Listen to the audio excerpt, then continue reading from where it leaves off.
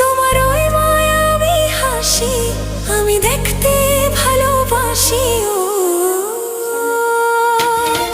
আমি তোমার প্রেমে পড়ে